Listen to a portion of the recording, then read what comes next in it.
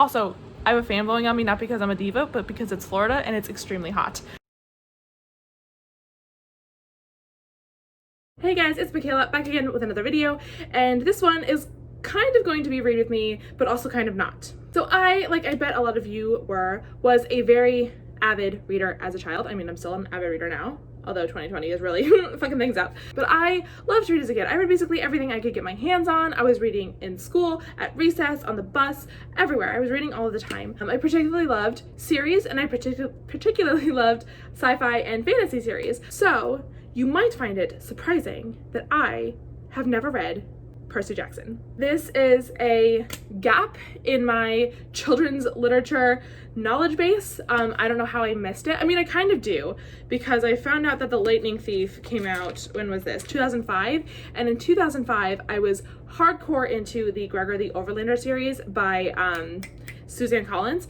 So I had no time for anything else. I was too busy fucking shit up in the Underland. I never read Percy Jackson. And now, at the ripe old age of 25, I am delving into this children's series for the first time. Probably more surprising than the fact that I've never read the Percy Jackson series is the fact that I know absolutely nothing about it. I have basically no knowledge. I wrote down, actually, before I started this, everything that I can remember or that I can think of about this series, about what happens in it, and here's the list that I have. Number 1, it takes place in some kind of school situation. Number 2, it's about the Greek gods in some way, because it's like Percy Jackson and the Olympians, so like Olympus, Greek gods.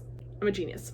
Number 3, there is a house system of some kind based on the god, like you're in the Athena house or you're in the Zeus house or whatever, because you could not have a book series for children and youths in the 2000s unless the readers were encouraged to divide themselves into factions. Number 4, I think it's about teens, or maybe younger than teens, but like teens. And number 6 is that everyone hated the Percy Jackson movie. That I knew. I don't know much about the Percy Jackson fandom, except that they all absolutely hate the movie and that there were supposed to be multiples and everyone hated it so much that didn't happen. That's all I got. That's literally what I'm coming into this book series knowing. So I am not going to be doing a formal read with me like I did for the Raven cycle, where I'm just going to be popping in sort of every time I have a thought. Instead, I'm going to be taking notes, and then at the end of each book, I'm going to be doing a brief little, I wouldn't even call it a review. I'm just gonna like sort of pop in and give my thoughts about the book I just read. And then I'm gonna stitch it all together, and that's gonna be what you're watching right now. So welcome, friends. I just want to say,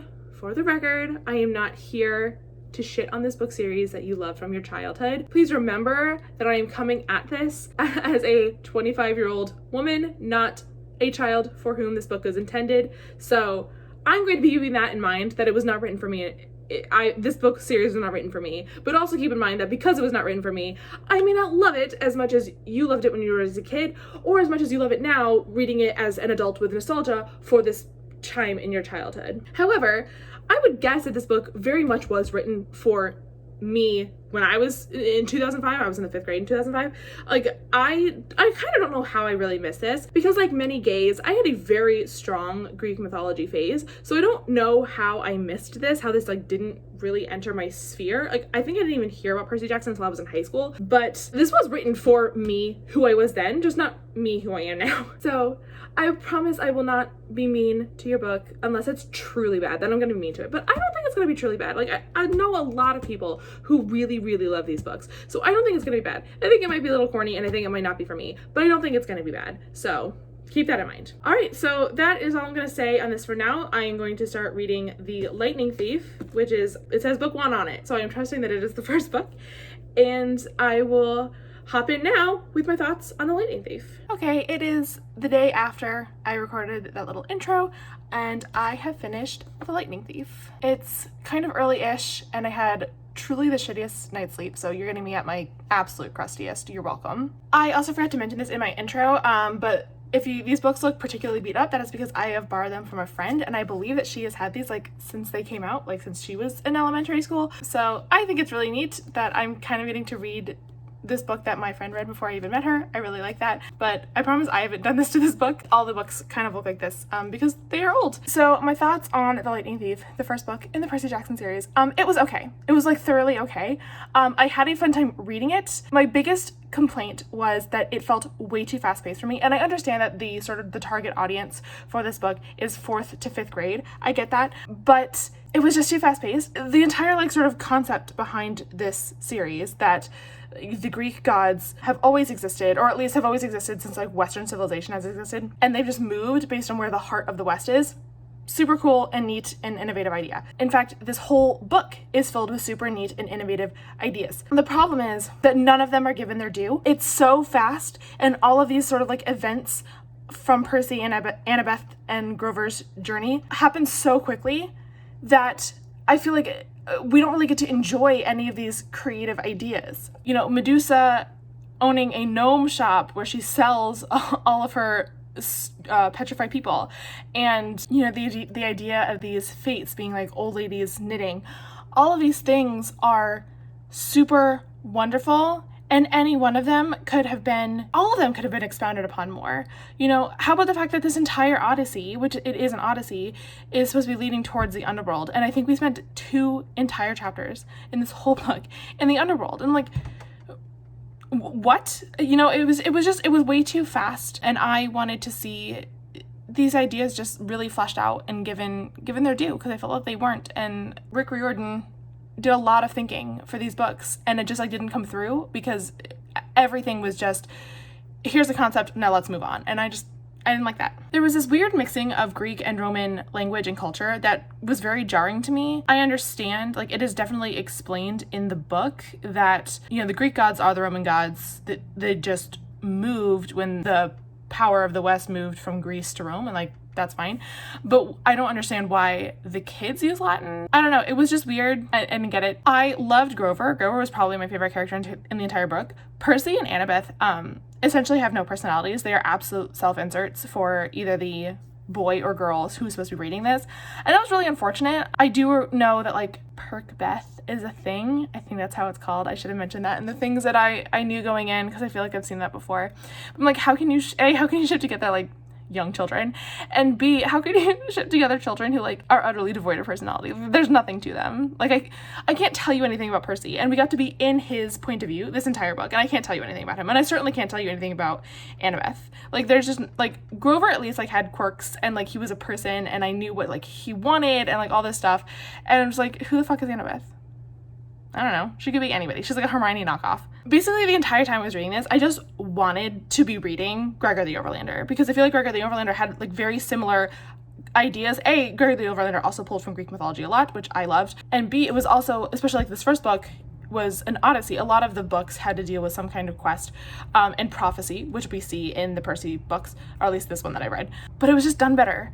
The characters were better. The plot took its time and it developed. You know, I really wanted to be reading Gregor the Overlander. Sorry, this is so janky. I'm very tired. The ending was a little predictable, at least parts of it were, but I wasn't mad about it. A, because this is for children, and B, I don't know if I would have predicted the ending if I had read it when I was in the target age range, right? But I also didn't even mind that it was predictable as an adult, because, you know, there were times where I kind of doubted, like, ooh, who's the friend who's gonna betray him? And, you know, it was like guess number 2, and I got it. But still, like, it was fun. And then sort of like finding out the mastermind behind the whole plan, that was a surprise. I did not pick that up, so I am excited to see how this leads going forward, and I am definitely excited to keep reading these books. I know I've kind of like shed on it in this little video, but I did enjoy this book. I did have a good time. It was a very obviously fast and easy read because it is intended for children, but I did have a good time. I just think it could have been better. I think it could have been longer. In books for children, pretty much up through YA, kids tend to read books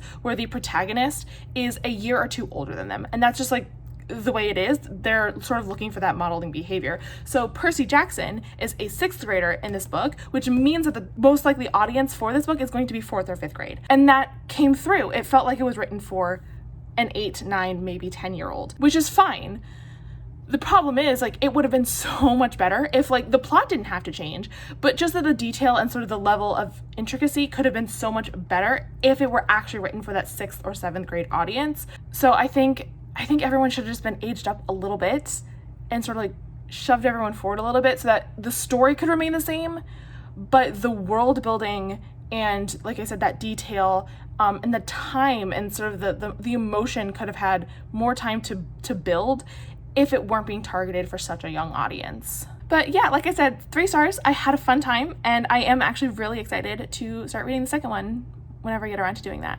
Hey guys, so it is the next day, and I am just about ready for bed, as you can probably see at my crustiest again. But I just finished Sea of Monsters, the second Percy Jackson book. This book was particularly interesting for me because when I started it, I would probably say for the first half of this book, I actually liked it less than the first one, and I thought like, oh no, maybe this book is actually only going to be 2 stars.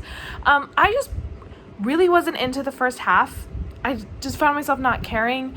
A lot of the complaints that I had about the first book, really, I had them again in the second one. So namely the fact that it's all just happening way too fast. Again, this book had a lot of really great ideas, and particularly in the first half, I just didn't get to really sit with them at all. It got better in the second half, so I'm not as upset, but I was just like, I don't want to keep reading these tiny little chunks of ideas that don't really flourish into anything. I do want to say that I still have the main complaint that Percy and Annabeth don't have real personalities. Annabeth is a little bit better than Percy, but Percy kind of sucks. Like, there's nothing really to him. Annabeth and Percy just both feel very self-insert to me in a way that makes me not really care about them at all. I adore Tyson with every fiber of my being. I would lay down my life for this fucking Cyclops. He is everything. At the end, with the whole, you're my brother, oh my god, I was like weeping. What an angel. I adore him. I adore him. Like, if he is not in the third book, I'm going to scream, because right now he's the number one best thing about the 2 books that I read is Tyson. I adore him. Something else I've realized is that for a book about Camp Half-Blood, they basically spend no time at Camp Half-Blood.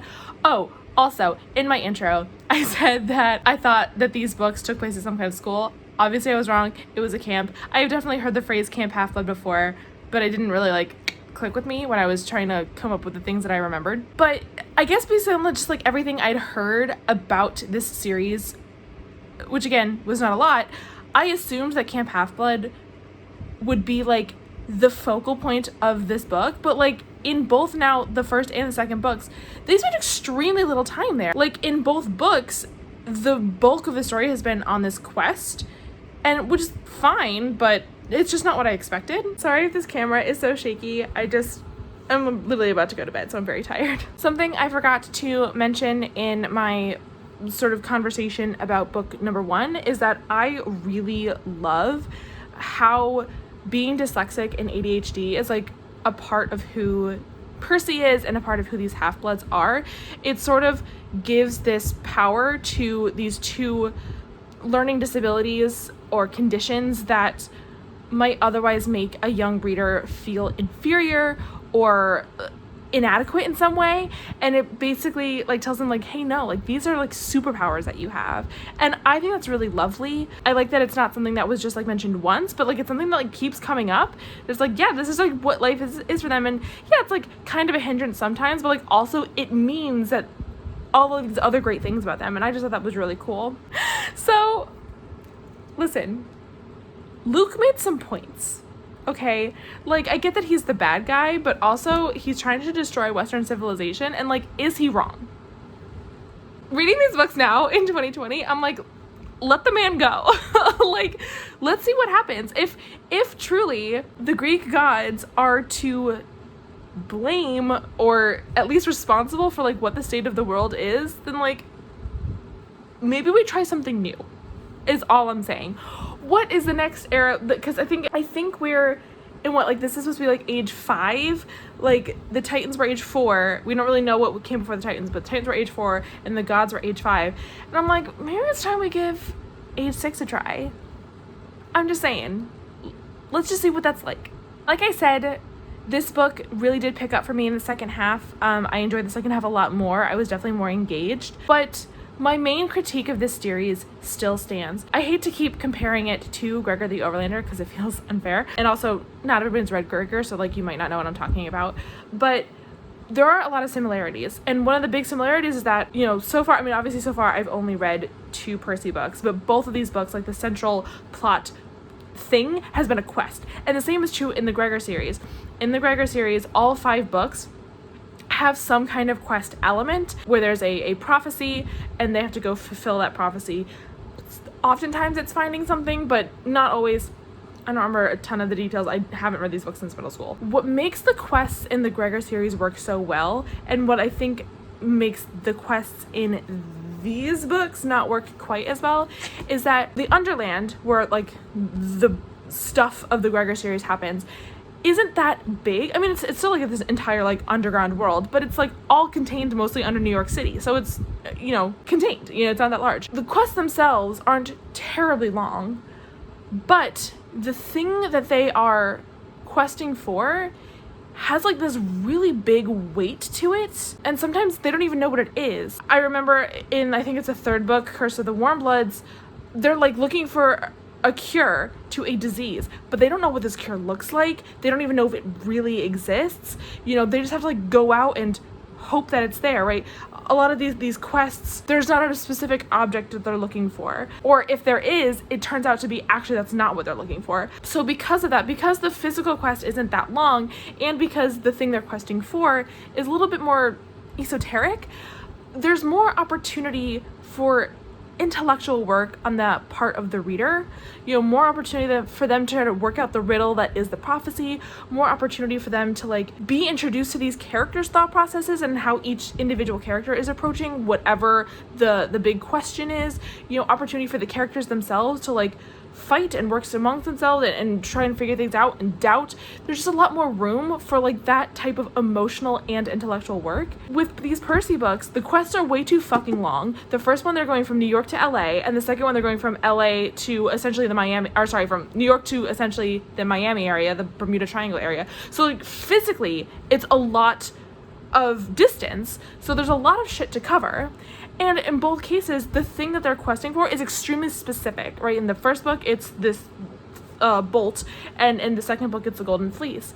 And because there's just, the quests are so broad in scope and so specific in goal, I just feel like there's less opportunity for the reader to really participate. This camera is all over the place, and I'm genuinely so sorry. Also, I have a fan blowing on me, not because I'm a diva, but because it's Florida and it's extremely hot. There's just less opportunity for the reader to participate. Like when I was reading the Gregor series for the first time, and you would get these like long ass riddle prophecy things, trying to figure out like what this book is going to be about, I obsessed over them. I was like, I'm going to figure this the fuck out. Like I was like a sleuth trying to like work this thing out with Gregor and with the crew, and I just feel like there's no room for that in these books. There's nothing for me to really try to figure out. Everything's explained. Like it just feels a lot more childish. Like at this point in book 2, Percy's 13, and I'm like, he's 13, but these books read like they're for about 8-year-olds, and I feel like they could grow up a little bit.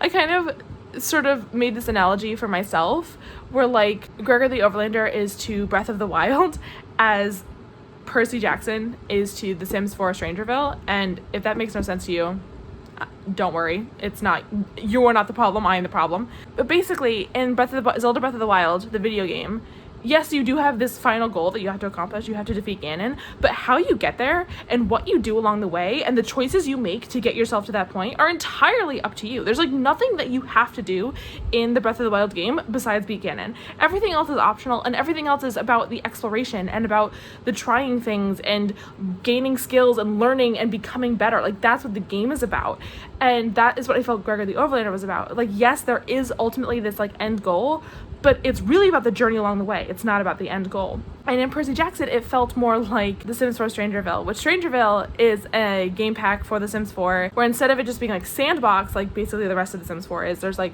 a specific goal to accomplish, and there's things you have to do along the way. But The Sims 4 like holds your hand like you're a child through it, and like there's a checklist of all the things you have to do, and you can't, move on until you finish all of these things, and you can't do the final battle that you have to do until you complete all the other things. And it's not actually like a quest. It's just a series of actions that you have to take, and then the game is over. And that's how I feel about Percy Jackson. It feels like you have to go through all of these things, and you have to visit all of these places, and then the book is over. There was a bit more of that mysterious, exciting element at the end of Sea of Monsters, which is why I enjoyed the second half more. Yeah, I mean, I'm giving this book a 3 like I gave the first one, because I did have a fun time reading it. it was enjoyable. I just think they could be better. I think all of the ideas and all of the pieces are there. It's just something with the execution about the way it's put together, and I'm just like, it's not clicking for me, not like I think it should. Guys, this book was great. I really liked this book. I won't go so far as to say I loved it, but it is, to me, by far the best of the 3 books that I have read this far. I was pretty gripped the entire time. There weren't really any like low points for me or points where I was like dipping in and out or like I'm not really into this. Like, I was engaged and on the edge of my seat for a lot of this book. I don't even know where to begin. Like, let's just start with how lovely and gay these hunters are. Like, oh my god. Swearing off men forever to like run with Artemis. Is there like, where do I sign up? Like, this is a lesbian dream and I'm obsessed with it. In fact, the women in general in this book were so well written, women and girls, because like some of these people are really young, but they're just like really well written and really dynamic. I personally did not miss Annabeth at all while she was missing, because Annabeth is still very boring, but Zoe and Bianca and Talia and like all of these new female characters that we got in this book are like a lot better than Annabeth, and I love them a lot. The fact that 2 of them died sucks a lot. That felt really unnecessary, but I still like what I got from Zoe and Bianca in 2 books. I like that more than what I've gotten from Annabeth now in 3. I also think that Percy grew a lot, particularly in relation to women in this book, because to be perfectly honest, in books 1 and 2, I got very strong, I am intimidated and therefore hateful of strong women vibes from Percy. Like, he seems like really uncomfortable with strong women. He would kind of just demean them and dismiss them, and you know, I think he grew a lot in this book. It probably helps that like Talia and Zoe were both like really hot and like he was like clearly at least partially attracted to them, but the fact that Percy had to go on this quest with 3 very strong girls / women and Grover, you know, really forced him to examine some shit. Did we get to see that play out on the page? No. We get to see extremely little play out on the page in terms of like character growth and like personal development, but I still think it was there. I still think his attitude changed, and I liked that. I will say I am at this point like very tired of this whole like trap situation. Like, everything is a trap. Like, they know it going in. They know, they like are aware that they're being lured into a trap, but they're like, we're gonna do it anyway, and then like the trap happens and they're like, oh my god, it was like, I'm tired.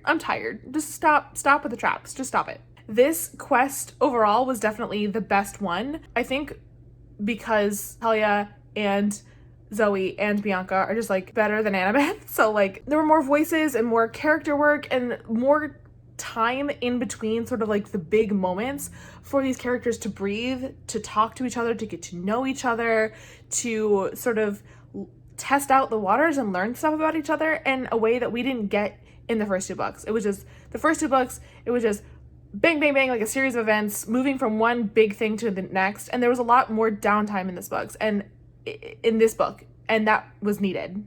I'm not here for Perkbeth. Like, fucking come for me or whatever, but like, first of all, they're second cousins, which like I know in the realm of the gods is not that big of a deal, but like they're also mortal and like they're second cousins. So that's weird. And it's hard to ship kids who like, there's nothing to them.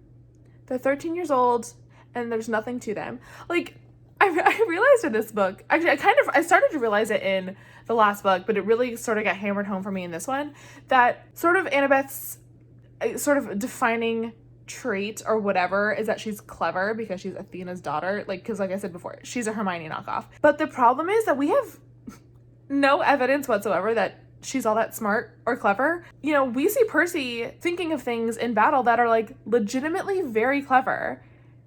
And he demonstrates that he is like very smart and tactical in battle, probably more than she does.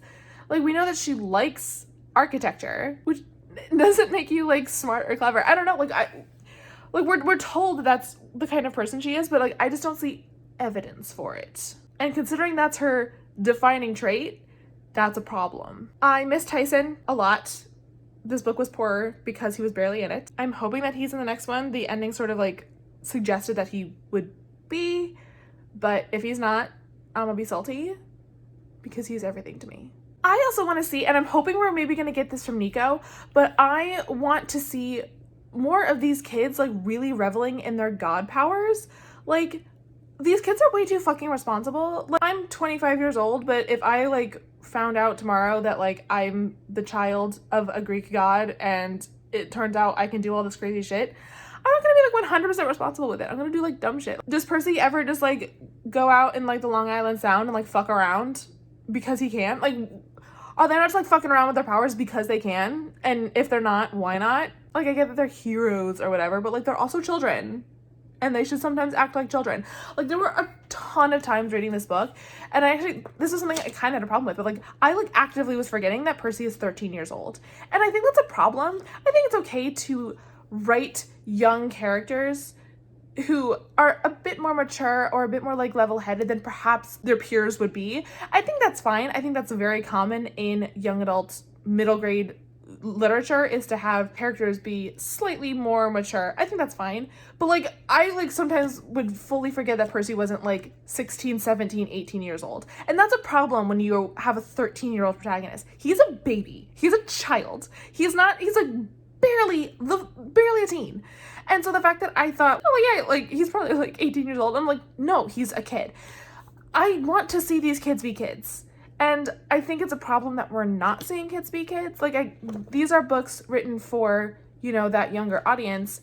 And I think it's okay to show these kids getting to be heroes and getting to be strong, but I think we should show them that it's also okay to be a child. But yeah, this was definitely the best book so far.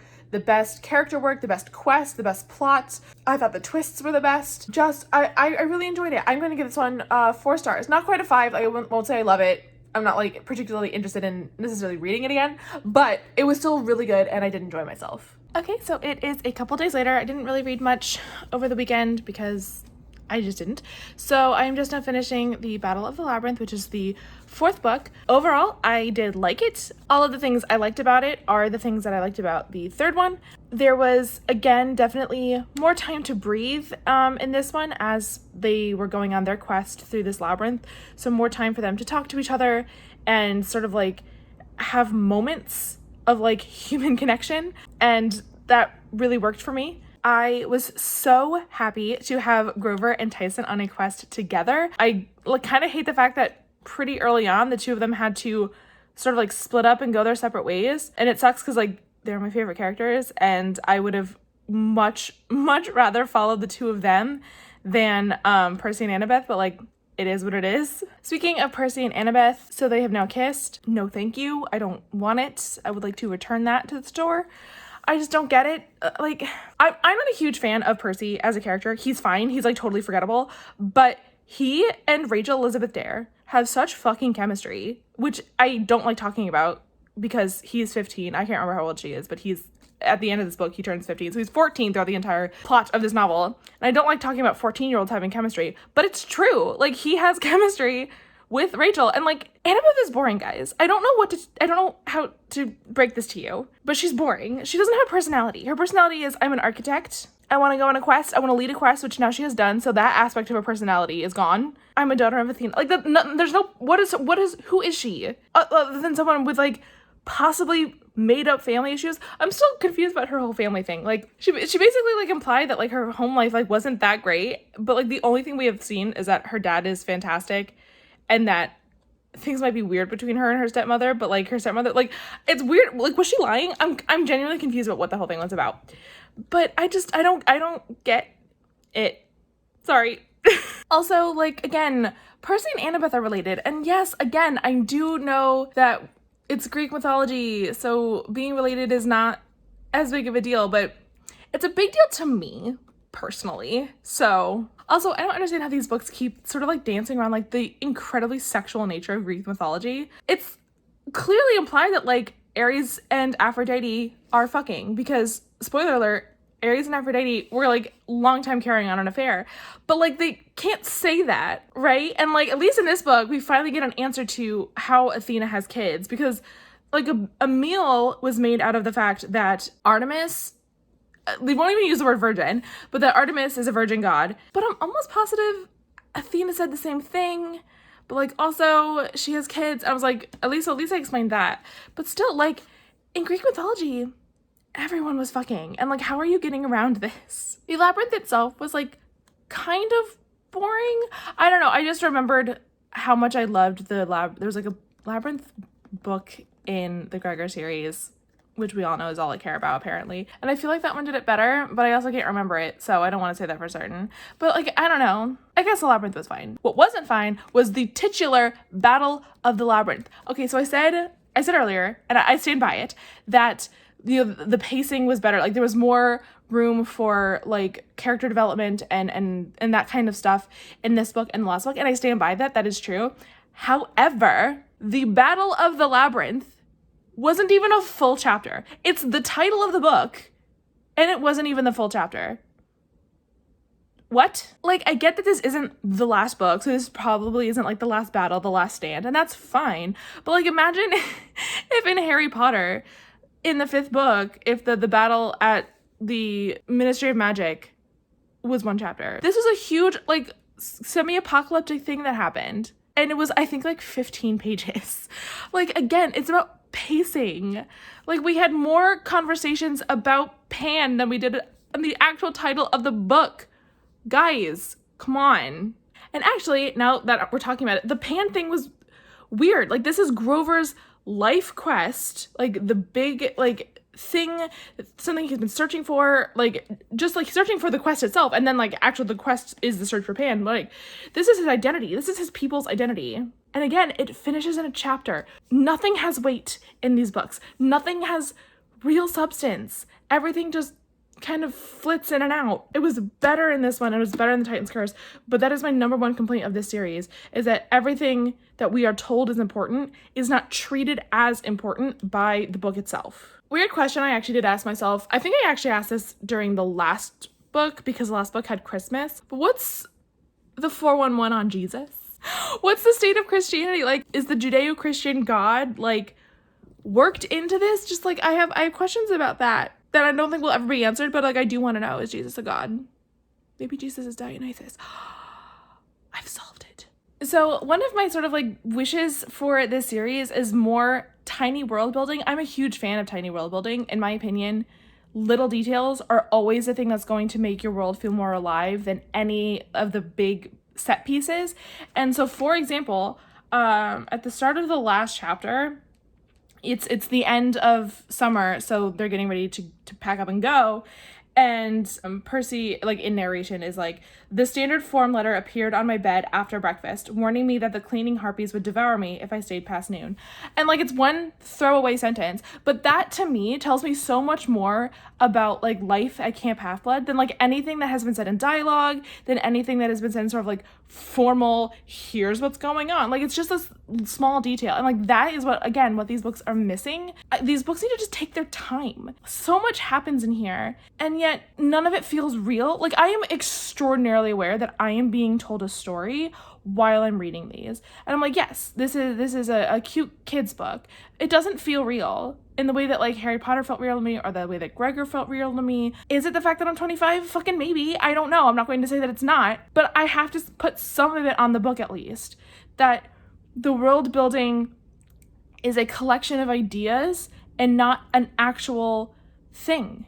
It's not a real world. It's like someone brainstormed, oh, what would it be like if the world of the Greek/Roman gods were converted into an American system? What would that look like?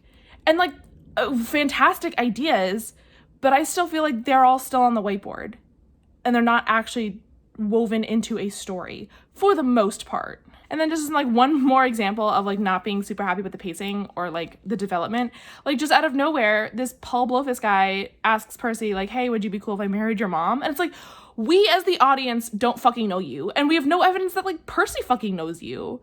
Like, it's supposed to be this moment where he's like, I guess I'm getting a new stepdad, but it's like, who is this guy? We know that he's been hanging out with Percy's mom, and that's the sum total of things we know. He's a teacher. Who is this guy? Like, it's not a sweet moment because he's basically a stranger asking to marry Percy's mom, and Percy's like, sure. Like, again, why couldn't we have something with him? This is the problem. Like, things are just happening, but there's no foundation for the things that are happening. That being said, I am excited to read the last book. I had a very fun time reading this. It was exciting. I gave it 4 stars. The thing I am number 1 most excited for, other than more Tyson and Grover, who are my loves, is to see where Nico's storyline is going. I haven't really decided how I feel about him. And I'm not talking about like in terms of, do I trust this kid or whatever? Like, I don't particularly care if he's evil or not, but like, just like, do I like you as a character? I haven't decided, but I do think I like him, and I am just excited to see how that particular plotline goes. But again, even after reading this book, I'm like, I don't know that if Kronos' side of this argument is wrong. Like, straight up, I am very neutral on this issue. Like, I am not rooting for Percy and crew to win. I'm just excited to see like what happens. And like, it's a children's book, so obviously they're going to win. I'm not an idiot. But like, I'm not anti the things that Kronos is saying. Obviously, Kronos is doing things for much more selfish reasons than Kronos is. And I agree with like Luke's logic more than Kronos is, and like Luke's worldview.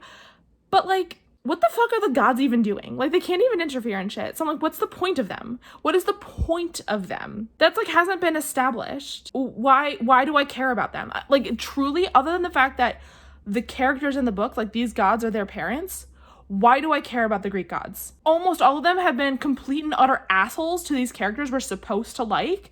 They have been largely unhelpful, with like some exceptions, but like they sort of just like flit in when they want to be helpful and then flit out and then leave some vague threats in their wake. Like, what is the point of them?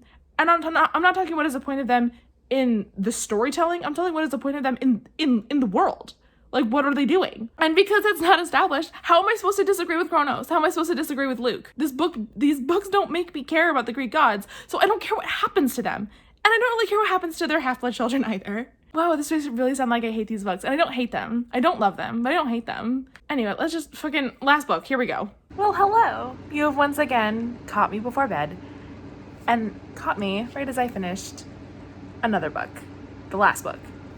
The Last Olympian. So yeah, I finished it, and I would hazard a guess to say that this is actually my favorite book of the series. I had a very fun time reading it. I did really enjoy it. Again, wouldn't say I loved it, but you know, because it's my favorite in the series, you know, I'm gonna give it 4 stars. That being said, let's talk about all the things I didn't like. Actually, that's not true. I'm just gonna start from the beginning of my notes, which would be at the beginning of the book. And the first thing I noted was actually something I liked, which is that this book starts really heavily with a lot of the kind of quotidian detail that I was asking for this whole time, but like that I specifically mentioned sort of at the end of my review of the 4th book. Just the little everyday details about what life is like at this camp. It was jam-packed with it in the beginning in a way that almost kind of felt jarring because we hadn't gotten that level of detail in the first 4 books. And so to have so much of it crammed in at the beginning was a little like, where have you been this whole time? Like, so you could have done this and you just chose not to. It was kind of confusing, but I'm just happy it was there. The next note I have is just in all caps, pick Red Percy. Red being Rachel Elizabeth Dare, because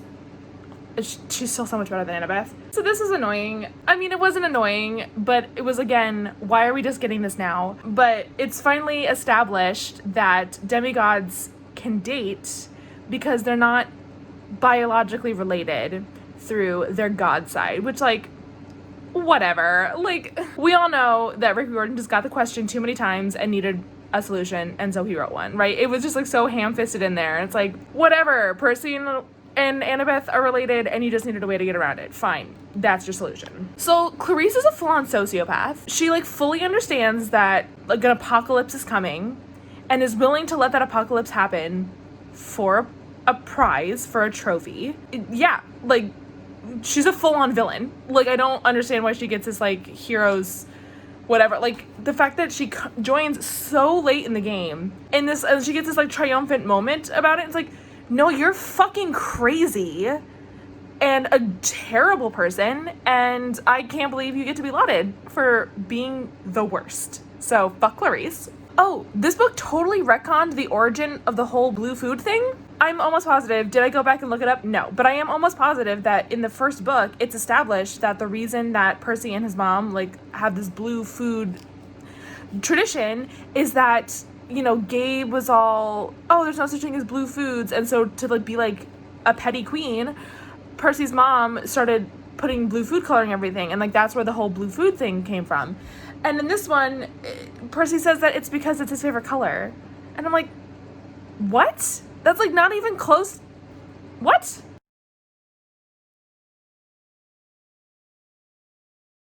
I already spoke about this a little bit, but this book really did feel overall like someone else wrote it. There were a lot of things about it that felt so like tonally and structurally and just like very different from the first 4 books. And honestly, the way that made it better, like it was, like I said, my favorite book in the series because it fixed a good number of the problems that I had with the first 4 books. But the question is just like, why weren't those fixes in the first 4 books? Low-key conspiracy theory, did Rick Riordan write this book?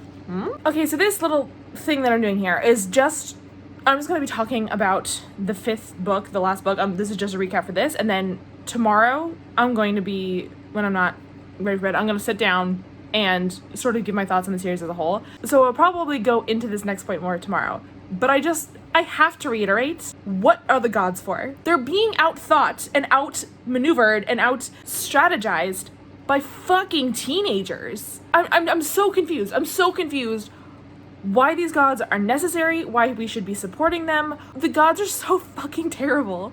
They're terrible people. Like, they're terrible to each other, they're terrible to their children, they're terrible to the world, and they aren't even good at the things that they're supposed to be good at. So, like, why do I care if they fall? Truly. Actually, on this note, this made me legitimately very pissed off. We did not get a reason, a concrete justification for why we should not be rooting for Kronos until page 268 of the last book in the series. Roughly 110 pages from the end is when we find out why we should care about the plot of this entire series. Dionysus tells Percy, "Your entire society will dissolve, perhaps not right away, but mark my words, the chaos of the Titans will mean the end of Western civilization. Art, law, wine tastings, music, video games, silk shirts, black velvet paintings, all the things that make life worth living will disappear." First of all, we don't even know that that's true, right? Like, Dionysus is trying to convince Percy of something, so we don't know if that's true, or we don't know if Dionysus just believes this, or if he knows it to be fact, or if he's just manipulating Percy. Like, we don't actually have a reason to believe that it's true. But even if it is true, why are we learning this 110 pages from the end of the series? That's, like, unacceptable. And it's also only one person's perspective. We've gotten to hear the very legitimate complaints from Luke and Kronos and the other demigods and, like, all the people on that side. We've gotten to hear their arguments, and they're not, like, outside the realm of, like, reasonable thinking. And we don't get a good justification for why they're wrong until the book is basically over. Why? This was actually such a good war novel. Like, the vast bulk of this book is just the war that's happening in New York. Obviously, the war is also happening elsewhere, but this war is so well-paced. I couldn't believe this is written by the same guy who wrote the first 4 books, which were pretty not well-paced, particularly the first 2. But this last book was so well-paced.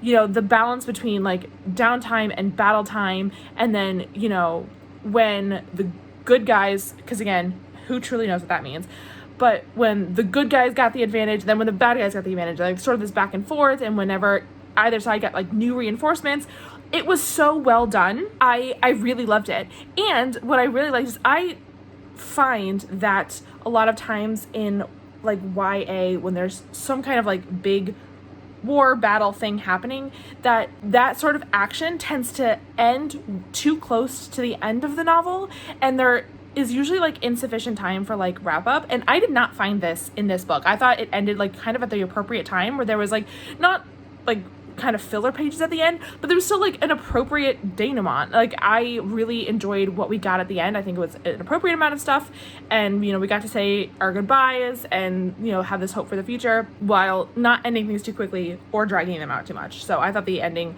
was really good. Rachel Elizabeth Dare remains easily one of the most interesting characters in this entire series. I care far more about her than really anybody else. I know that there are other books set in the Olympians world. Will I be reading them? Almost certainly not. But if there isn't one for Rachel, that would be an absolute crime, because she is so interesting and so cool, and I want to know, like, everything about her. I basically didn't understand anything to do with Hestia or the Pandora jar thing. Like, I got it, but I didn't get it. Again, the book is titled The Last Olympian, but I could not, gun to my head, tell you what role Hestia played in this book. This is something, and maybe one of you watching as a Greek mythology scholar, if you are, why are you watching my channel? But like, also, welcome. Perhaps you could tell me why, in both this story and Greek mythology, why Hope stays in Pandora's box. Because, like, she has this box full of shit, right? Like, fear and pestilence and discord and all those crap, right? And it's in the box. And when it's in the box, it's not in the world, right? But then she opens the box and she lets all this shit go. And then all these terrible stuff, the fear and the pestilence and the discord and stuff, now that's out in the world. But she closes the box while Hope is still trapped inside. So doesn't that mean Hope is not in the world? And doesn't that mean that you want to open the box and let Hope out into the world? It doesn't make sense to me, and it has never made sense to me. Like, why would Hope be the only thing left in the box, or the jar in this case? And wouldn't you want to let it out? Because Kronos framed it as like, you're giving up hope, but I'm like, aren't you releasing hope into the world? Because right now hope isn't in the world, it's in the fucking jar. Maybe I'm stupid, and if I'm stupid, let me know how I'm stupid. I think I started really learning about Greek mythology in like middle school, and ever since then I'm like, I just don't get this. Just let hope out of the box. Isn't that the point? I don't know. But like I said, I don't know what was going on with the jar and with Hestia and this creepy little child saying things to people. I don't know. I like got the plot of the story without it, so I don't think I need to know, but I also didn't get it. Also, there were way too many fucking prophecies all crashing in this book, and I just was not following them. Every time I saw that like italicized text, I'm like, just keep going, because I wasn't following that. Obviously, there's this new great prophecy at the end that I am assuming is set up for another book or series or whatever, and I honestly don't care.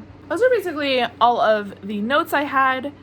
I did really enjoy this. This one was by far the most fun to read. It was a little weird, particularly at the beginning, how like Percy kept name dropping all of these campers like we were supposed to know who we are, and I kind of just wanted to like sidle up to Rick Riordan and be like, hey, you can't act like these campers are all our old friends because you have done nothing to introduce us to them and to like make us know them for 4 fucking books. But it did feel good to like, for the first time, Camp Half-Blood felt like real, even though again the vast majority of this book did not take place at Camp Half-Blood. It still felt more real in this book than it like ever did in the first 4, and I don't know, I just had a fun time reading this one. Yeah, I think I can say pretty much for certain that it's my favorite of the 5, and the one that felt like the most cohesive story. Yeah, I liked it. 4 stars. So I'm going to sleep on this, and probably tomorrow I will sit down and just sort of dump all of my thoughts on this series as a whole. And yeah, I finished reading the Percy Jackson series.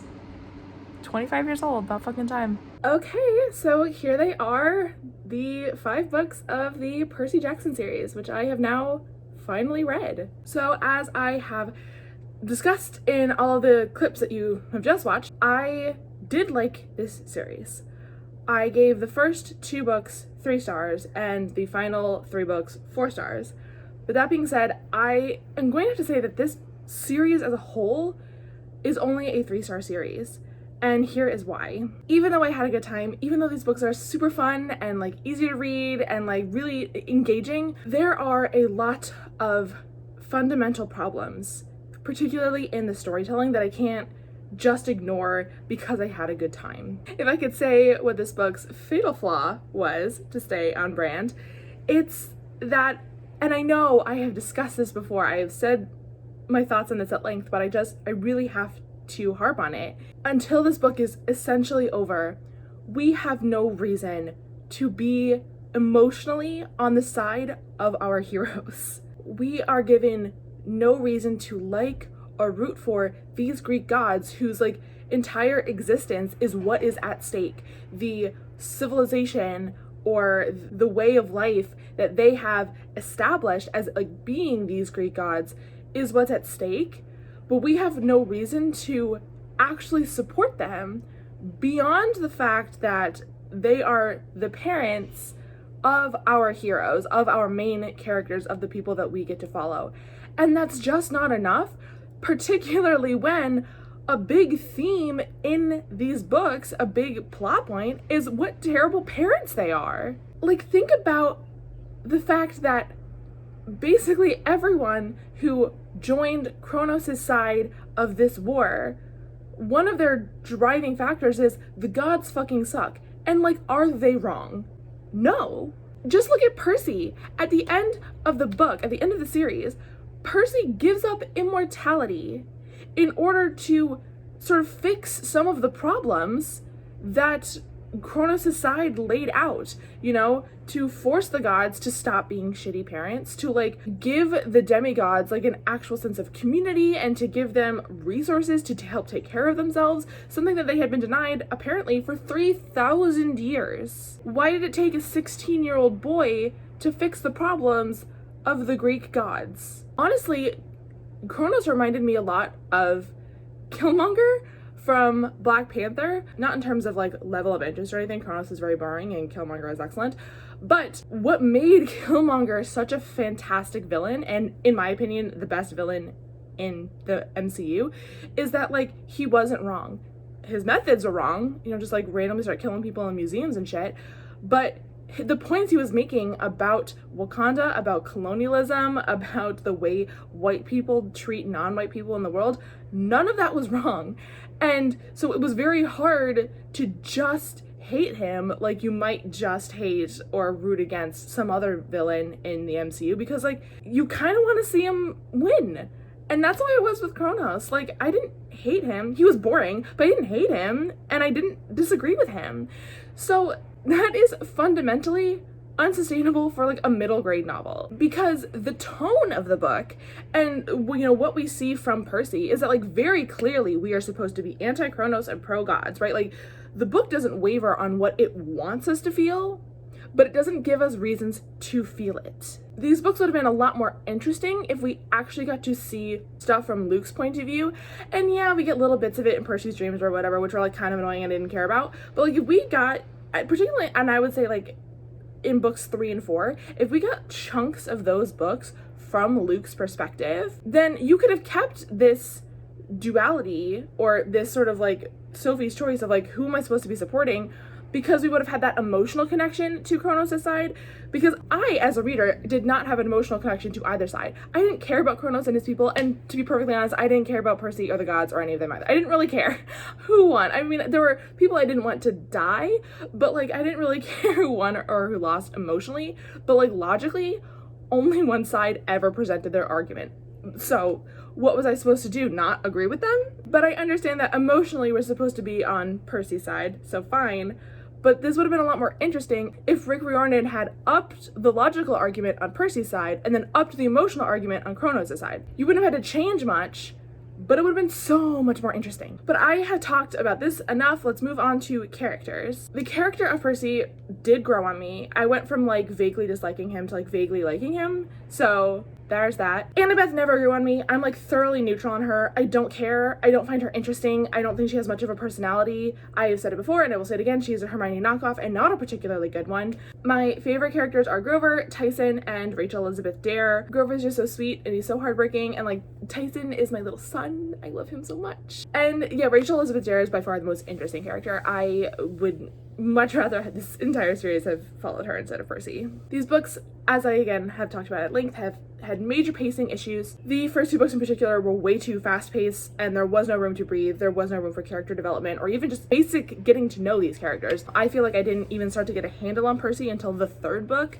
and like I said, I never really got to know Annabeth. I did really like how Grover and Tyson got to develop, but they were definitely like secondary characters and shouldn't have gotten more character development than like Annabeth, who is arguably like the number 2 in the series and Percy's love interest. Like, she deserved better, but because she didn't get better, I didn't care about her. But the pacing did get better. I thought the 5th book had truly excellent pacing. I loved it a lot. The 3rd and 4th books were good. Not great, but good. There were so many things in terms of like elements of good storytelling that didn't get incorporated until like so late in the series that by that point, my opinion had kind of already been soured. I should also say that it is not unlikely that my opinion has been colored by two things. One, I think you know, if you've watched up until this point, that I just could not stop comparing this series to Gregor the Overlander, which I do believe is a much better fantasy series for this generally like same age range. And also, as I was reading this, I've also been rewatching Avatar: The Last Airbender, which is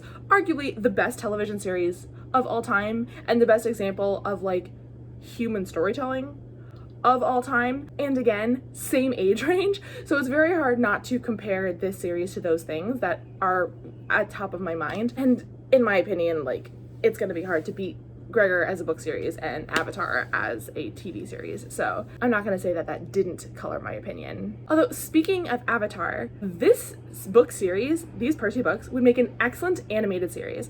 I have not seen the Percy Jackson movies. In fact, I'm thinking about doing a watch on this channel of the Percy Jackson movie. I don't know how I would do that, but I'm thinking about it. But I just, knowing how live action movies work, I cannot see anybody ever creating a truly successful representation of these series in a live action remake or just make or whatever. Like, I just can't see it working. This is a story that like really necessitates animation. This series should be animated. It should be an Avatar style, and where it's like limited, you know, it's just like, we're just going to tell this story and get out. You know, I don't think it should go on forever. I think it should just be like the contained story of this series and then you bounce. You know, there was that whole thing a couple of days ago on Twitter where those like really hot pictures of Logan Lerman, who I didn't even recognize. I don't know if we've ever seen a Logan Lerman movie, but those hot pictures of Logan Lerman came out, or he posted them or someone posted them, and people were arguing that he should now play Poseidon. And like, I get where you're coming from, but I do not think there should be a remake of the Percy Jackson movies. I think they need to be animated. So yeah, those are my thoughts on the Percy Jackson series. I did enjoy it. I did have a good time. Will I ever reread the series? Probably not. Will I read the other books set in this universe?